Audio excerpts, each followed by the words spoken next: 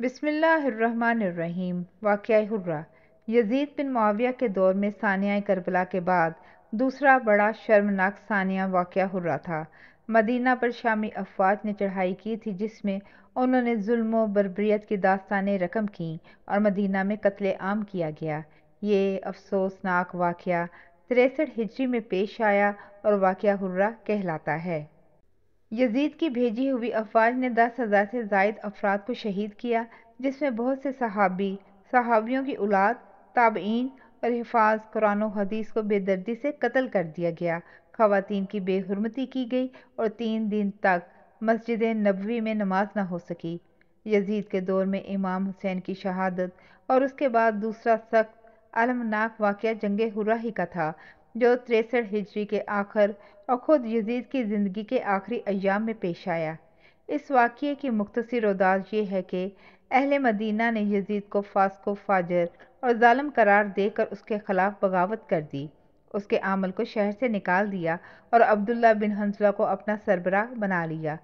یزید کو یہ اطلاع پہنچی تو اس نے مسلم بن ابو المرا کو، جسے سلف صالحین مصرف بن عتبہ کہتے ہیں، 12,000 فوج دے کر مدینہ پر چڑھائی کے لیے بھیج دیا اور اسے حکم دیا کہ 3 دن تک اہل شہر کو اطاعت قبول کرنے کی دعوت دیتے رہنا، پھر اگر وہ نہ مانے تو ان سے جنگ کرنا، اور جب فتح پا لو تو 3 دن کے لیے مدینہ کو فوج پر مباح کر دینا۔ اس ہدایت پر یہ فوج گئی، جنگ ہوئی، مدینہ فتح ہوا اور اس کے بعد یزید کے حکم کے مطابق 3 دن کے لیے فوج کو اجازت دے دی گئی کہ شہر میں جو کچھ چاہے کرے۔ ان 3 دنوں میں شہر کے اندر ہر طرف لوٹ مار کی گئی، شہر کے باشندوں کا قتل عام کیا گیا، جس میں امام زہری کی روایت کے مطابق 700 معززین اور 10,000 کے قریب عوام مارے گئے۔ اور غضب یہ ہے کہ وحشی فوجیوں نے گھروں میں گھس گھس کر بے دریغ عورتوں کی عصمت دری کی۔ حافظ ابن کثیر کہتے ہیں کہ کہا جاتا ہے کہ ان دنوں میں 1,000 عورتیں زنا بالجبر سے حاملہ ہوئیں۔ بالفرض اہل مدینہ کی بغاوت ناجائز ہی تھی، مگر کیا کسی باغی مسلمان آبادی، بلکہ غیر مسلم باغیوں اور حربی قافلوں کے ساتھ بھی اسلامی قانون کی روح سے یہ سلوک جائز تھا؟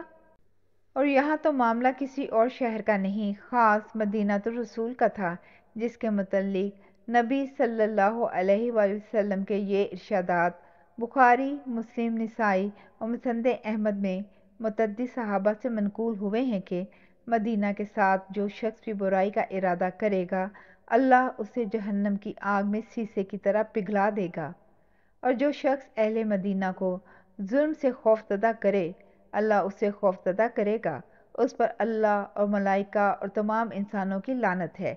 قیامت کے روز اللہ اس سے کوئی چیز اس گناہ کے فدیے میں قبول نہ فرمائے گا۔ حافظ ابن کثیر کہتے ہیں کہ انہی احادیث کی بنیاد پر علماء کے ایک گروہ نے یزید پر لعنت کو جائز رکھا ہے، اور ایک قول ان کی تائید میں امام احمد بن حنبل کا بھی ہے، مگر ایک دوسرا گروہ صرف اس لیے اس سے منع کرتا ہے کہ کہیں اس طرح اس کے والد یا صحابہ میں سے کسی اور پر لعنت کرنے کا دروازہ نہ کھل جائے۔ حضرت حسن بصری کو ایک مرتبہ یہ طعنہ دیا گیا کہ آپ جو بنی امیہ کے خلاف خروج کی کسی تحریک میں شامل نہیں ہوتے تو کیا آپ اہل شام یعنی بنی امیہ سے راضی ہیں؟ جواب میں انہوں نے فرمایا، میں اور اہل شام سے راضی ہوں، خدا ان کو ناز کرے۔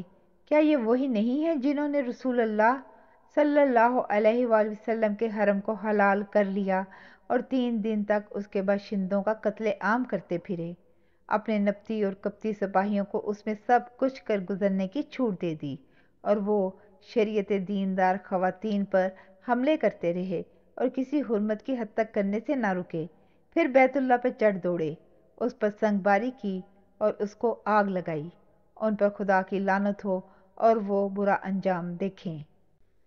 تیسرا واقعہ وہی ہے جس کا حضرت حسن بصری رحمۃ اللہ علیہ نے آخر میں ذکر کیا ہے۔ مدینہ سے فارغ ہونے کے بعد وہی فوج جس نے رسول اللہ صلی اللہ علیہ وآلہ وسلم کے حرم میں یہ عدم مچایا تھا، حضرت ابن زبیر سے لڑنے کے لیے مکہ پر حملہ آور ہوئی، اور اس نے مجنیقے لگا کر خانہ کعبہ پر سنگ باری کی، جس سے کعبے کی ایک دیوار شکستہ ہو گئی۔ اگرچہ روایات یہ بھی ہیں کہ انہوں نے کعبہ پر آگ بھی برسائی تھی، لیکن آگ لگنے کے کچھ دوسرے وجوہ بھی بیان کیے جاتے ہیں۔ البتہ سنگ باری کا واقعہ متفق علیہ ہے۔ ان واقعات نے یہ بات بالکل واضح کر دی کہ یہ حکمران اپنے اقتدار اور اس کی بقا و تحفظ کو ہر چیز پر مقدم رکھتے تھے، اور اس کے لیے انہیں کسی حد کو پھاند جانے اور بڑی سے بڑی حرمت کو توڑ ڈالنے میں بھی باک نہ تھا۔ مولانا سید ابو الاعلیٰ مودودی رحمۃ اللہ علیہ، خلافت و ملوکیت، صفحہ نمبر 182۔